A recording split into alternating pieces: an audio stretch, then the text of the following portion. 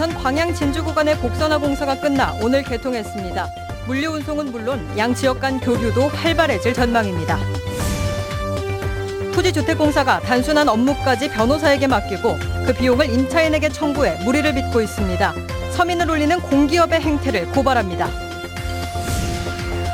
여수 교동시장 노점상들이 상점조합의 횡포가 심각하다며 단체 행동에 나섰습니다. 청소비나 자릿세 명목으로 수십 년 동안 현금을 받아가고 있다며 진정서도 냈습니다. 아르바이트 청소년의 절반 이상이 최저임금도 못 받고 있습니다. 또 10명 중 6명 이상이 근로계약서조차 없이 일하는 것으로 조사됐습니다. 여러분 안녕하십니까? 오늘부터 여수 MBC 뉴스데스크 구지은 앵커와 함께합니다. 경상도와 전라도를 잇는 경전선의 광양 진주 구간이 복선화돼 오늘 개통됐습니다. 양 지역 간 철로 거리도 줄고 시간도 많이 단축돼 물류 운송과 교류 활성화가 기대되는데요. 개통 첫날 박광수 기자가 직접 열차를 타봤습니다. 전라도의 마지막 정착지 광양역으로 들어오는 목포발 부산행 무궁화호. 새롭게 놓인 복선 철길을 타고 경상남도로 향합니다. 차창에 펼쳐진 섬진강 전경에 눈길을 주다 보면 채 20분이 안 돼 영남의 첫 관문 하동에 이릅니다. 사업 착수 15년 만에 광양 진주간 철도 복선화 시대가 개막됐습니다. 민원도 많았었고 갈등을 해소하면서 그 시간은 많이 걸렸지만 지역 주민들이 요구하는 내용을 많이 반영을 했다는 게 선형 개량으로 15.3km가 짧아지면서 구간 요금도 20% 인하됐고 운행 시간은 73분에서 42분으로 30분 넘게 줄어들었습니다. 기분 좋네. 나 타보니까 시간도 빠르고 가깝고 너무 줄어졌잖아. 광양과 하동을 연결하는 길이 660m 섬진강 철교입니다. 영호남을 잇는다는 상징성에다 아치형의 조형미가 더해져 신설 경전선 구간의 명물이 될 것으로 보입니다. 일반 교량에다가 부합적으로 강교 아치를 플러스 시켜서 강선을 남자 매달음 구조가 되겠습니다. 모두 1조 1,000억 원의 사업비와 연인원 100만 명이 투입돼 훨씬 가까워진 영남과 호남. 철도 수송 능력이 하루 36회에서 157회로 대폭 향상되면서 경제적, 문화적 교류 확대의 새로운 전기가 될 전망입니다. MBC 뉴스 박광수입니다. 한국토지주택공사가 임대료 체납 내용 증명 발송 업무를 변호사에게 맡기고 있습니다. 임차인들을 더 압박하기 위해서인데 이 변호사 비용까지 임차인에게 떠넘기면서 비난을 사고 있습니다. 보도에 문형철 기자입니다. 한국토지주택공사가 운영하고 있는 순천의 공공임대아파트입니다. 이곳에 사는 김모 씨는 지난 5월 한 변호사 사무실로부터 내용 증명을 받았습니다. 석 달 넘게 임대료를 내지 않았으니 집을 비우라는 일종의 독촉장입니다. 이 내용 증명을 발송하는 데 들어간 돈은 36,000원. 주택공사가 직접 보낼 경우에는 3,000원 정도밖에 들지 않지만 변호사 사무실에 업무를 맡기다 보니 비용은 10배 넘게 뜁니다. 업무 부담을 덜기 위한 것도 있지만 결국은 임차인 겁주기에 지나지 않습니다. 저희가 직접 그 LH 명의로 내용증명 발송할 수도 있어요. 근데 속된 말로 약발이 안 받습니다. 변호사가 들어가야 좀 무서워갖고 이제 연체 해소가 많이 되고 있죠. 문제는 이 변호사 비용이 소송비란 명목으로 임차인에게 청구된다는 점입니다. 자신들의 행정 편의를 위해 들어간 비용까지 떠넘기고 있는 겁니다. 이 형편이 안 되기 때문에 임대 아파트에 사는 건데 그래서 이렇게 했다는 게 그게 정말 어이가 없는 거죠. 변호사 사무실을 통해 발송되는 내용 증명은 순천권 주거복지센터 관할 지역에서만 1년에 600건 정도.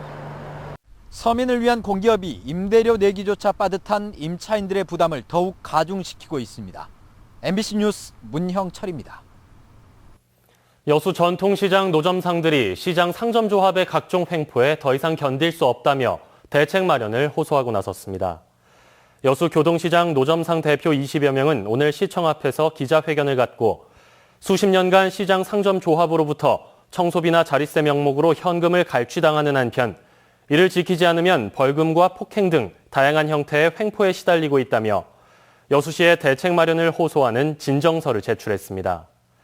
이에 대해 상점조합은 시장 운영비 충당을 위한 불가피한 선택이라며 노점상에 대한 현금 갈취와 폭력은 있을 수 없는 일이라고 밝혔습니다. 니켈을 제조하는 포스코 자회사인 SNNC가 유해 폐기물을 방치해왔다는 주장이 나와 논란이 일고 있습니다. 포스코 퇴직자인 A씨는 최근 한 해 최대 200만 톤까지 나오는 폐기물이 성면 성분을 함유해 발암 가능성이 높은데도 무단 방치하거나 택지 개발 현장의 매립 소재로 활용해왔다며 경찰 고발과 함께 일부 언론을 통해 문제를 제기했습니다.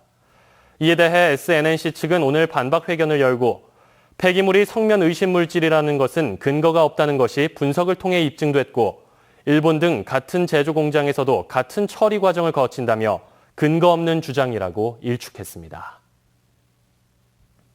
순천시 예산이 지난해에 이어 올해도 1조 원을 넘어섰습니다. 순천시는 추경 예산을 포함한 올해 순천시의 총 예산이 1조 238억 원으로 2년 연속 도내 최고치를 기록했다고 밝혔습니다. 이는 민선 6기가 출범한 지난 2014년보다 30% 증가한 수치입니다.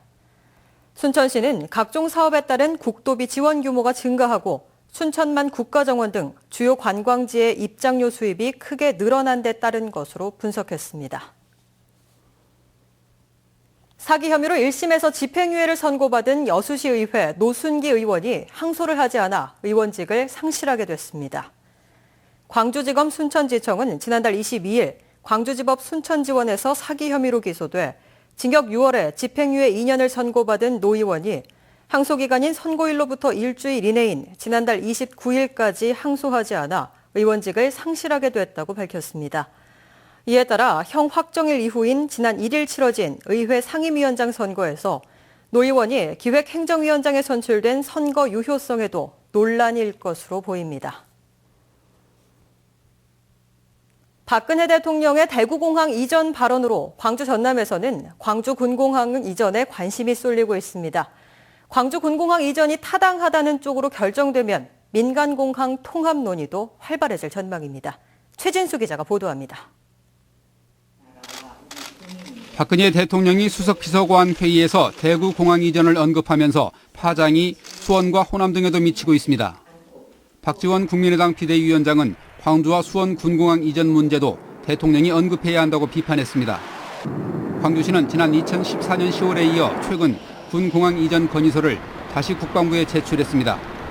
광주시는 다음 달 초쯤 광주에서 최종 평가가 열리고 9월쯤 결과가 발표될 것이라고 밝혔습니다.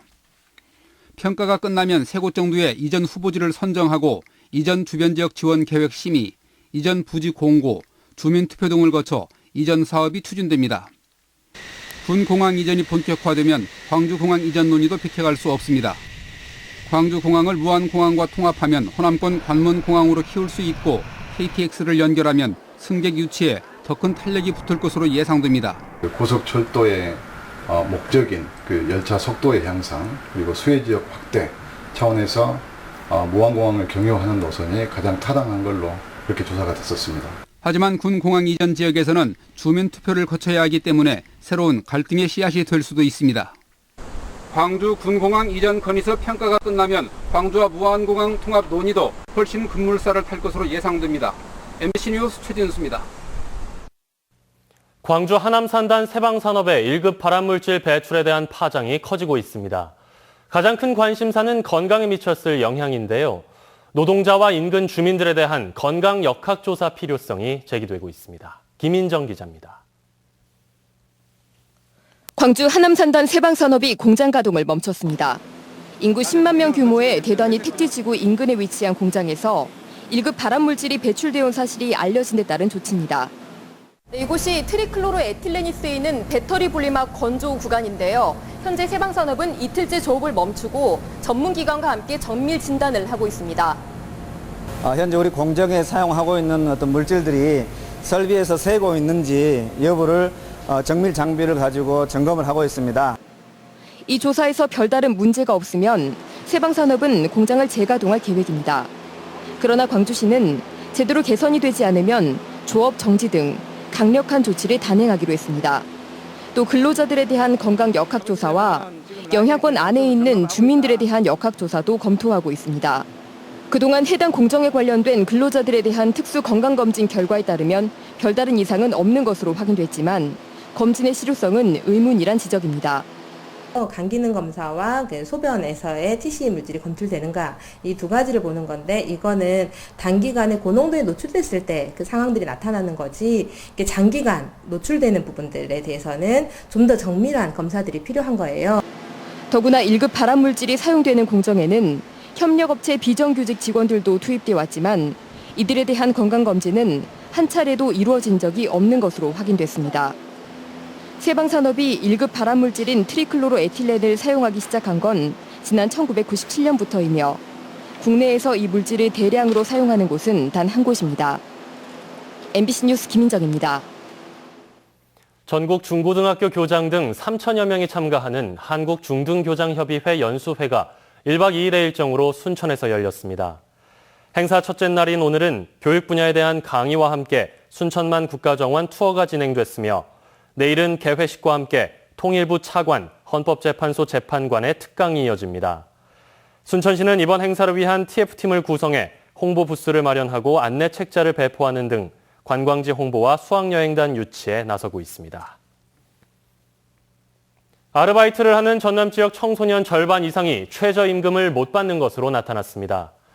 전남 청소년 노동인권센터가 지난 2달간 지역 특성화고와 마이스터고 40개 학교 3,849명을 대상으로 설문조사한 결과 최저임금인 5,580원보다 적게 받는 학생이 54.3%에 이르는 것으로 나타났습니다.